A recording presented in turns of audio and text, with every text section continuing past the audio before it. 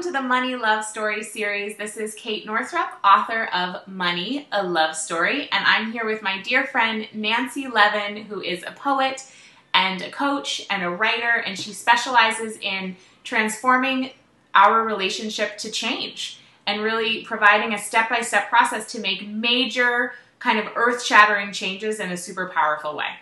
She wrote a book called Writing for My Life. And what's the subtitle of that, Nancy? Reclaiming the Lost Pieces of Me. Oh, yeah. So you can find out more about Nancy at nancylevin.com. I'm so happy you've joined me to tell your money love story, Nancy. You have some amazing stories, and if you guys listening want to hear more about them, I really recommend getting Nancy's book because the poetry is so juicy and very profound. So first off, I want to ask you, what did you learn about money growing up? I actually didn't really learn anything about money. My parents didn't really talk about money. I just knew that we had it.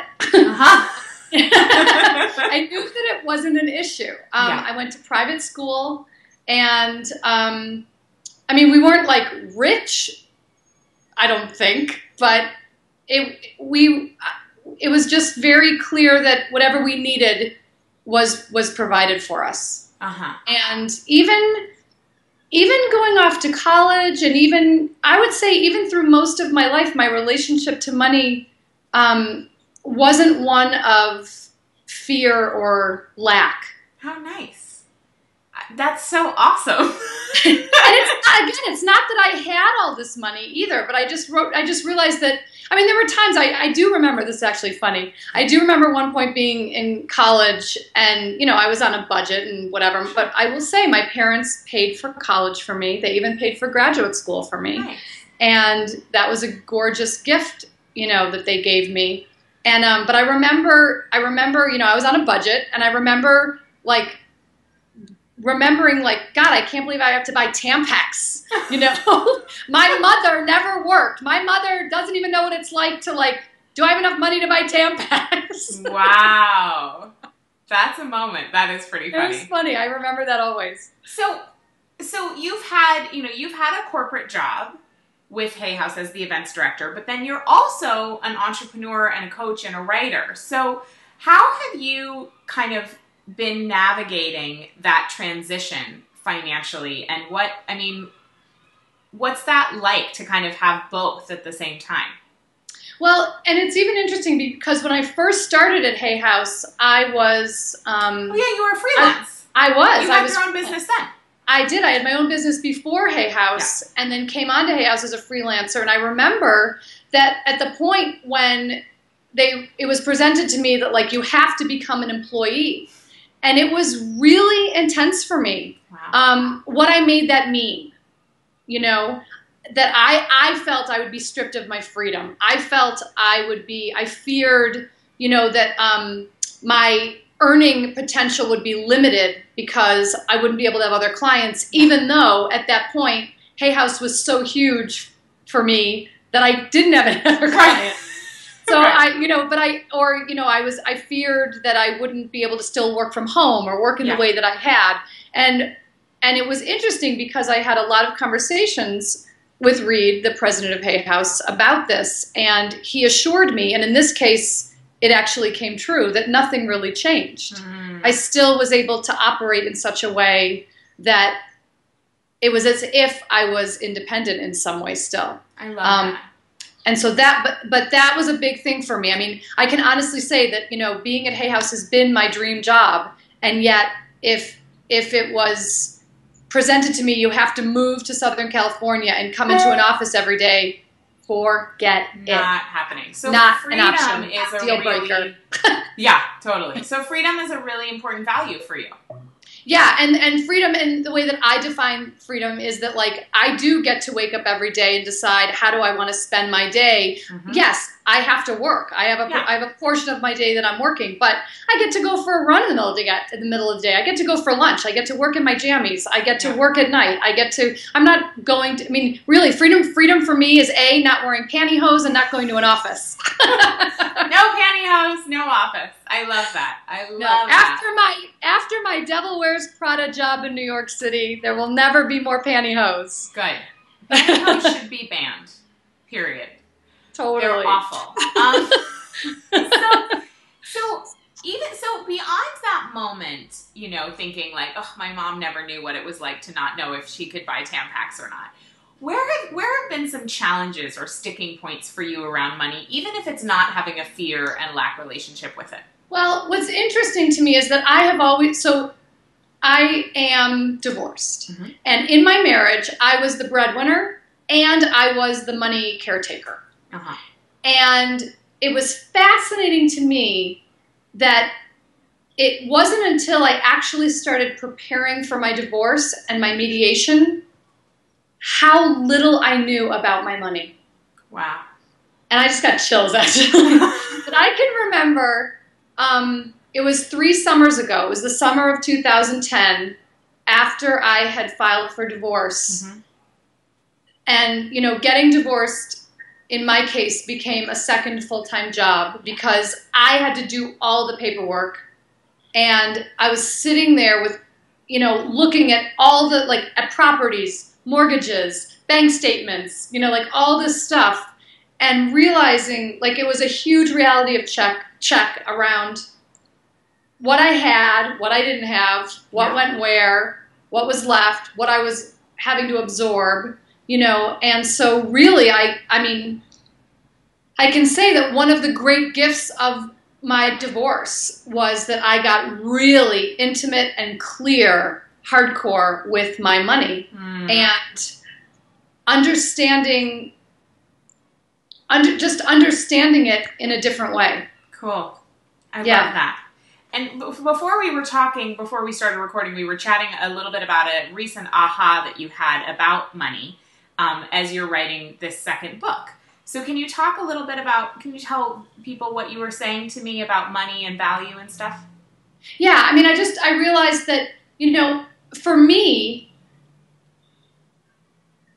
working in a way, well, let me say it this way. I mean, I'll just say it. So I'm working with a friend on my book. And because of our friendship and because of certain things that I have, you know, sort of given her over time, she wanted to repay me by editing my book for free. Yeah. And what I started to realize was that I didn't have the same value for what I had given her. And that it didn't feel to me like a fair barter. Yeah. And I also started to realize that unless I pay money, I won't value the process. Yeah.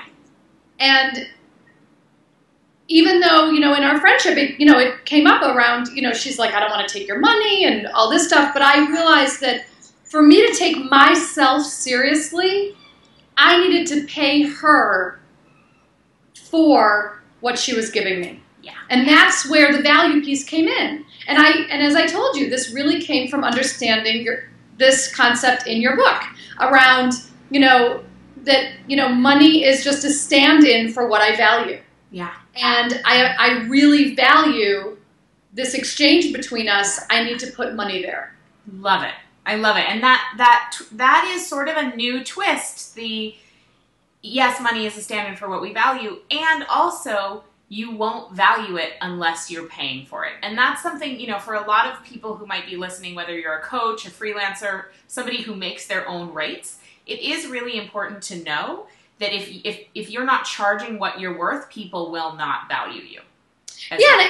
Yeah, and it's funny. Like I see it even, you know, I see it at our events at Hay House. For a long time, there would be certain things that we would not charge for, and people don't place value on what they don't have to pay for. No. But even if we put a little charge on, then instantly there's a value. Isn't that amazing? And people will also, when you are paying for something and you value it more, you're also going to get more value in return because, like you said, you're taking it more seriously. Yeah. So you show up in a different way, you listen in a different way, you kind of give it your all, besides, like, you know, it differently than if it were free. So that's a really interesting piece. Now for you, as you're writing this second book, as you're creating a curriculum and teaching more and coaching more, what's the next frontier for you around money?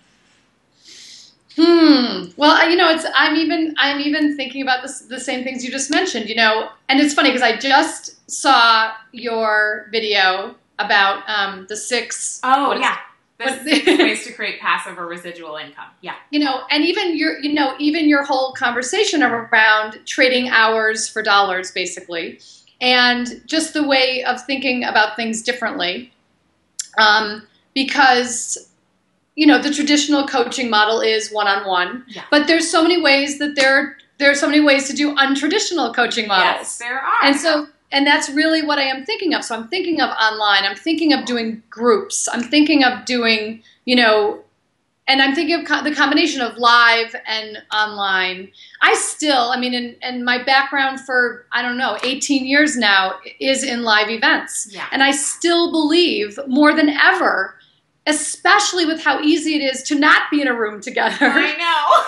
But I still believe that there is undeniable magic that happens when warm bodies are having a shared reality together. Absolutely. And when we can touch each other, and when we can physically hug each other, and when we can turn and look at the person next to us, to acknowledge that this resonates, Yeah. So I still feel a lot of value in that community aspect. I love that. And so I'm looking, I know that, my world at Hay House has been the most miraculous springboard for me. It has been my family, and it has helped me build my platform. It's helped me reach, how many poets get to read their poetry to 4,000 people at a time? Yeah. It's really incredible. And it's also helped to give me my sea legs. It's helped me, get my confidence. It's helped me get my courage to go out, into the world and really say, you know what,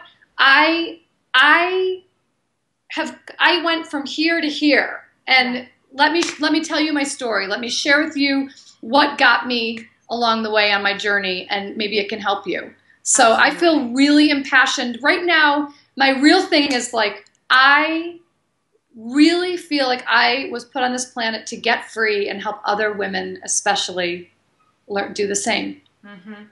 Beautiful. I love that. Thank you so much. Thank you for sharing bits of your story and for sharing where you're at. I really appreciate it.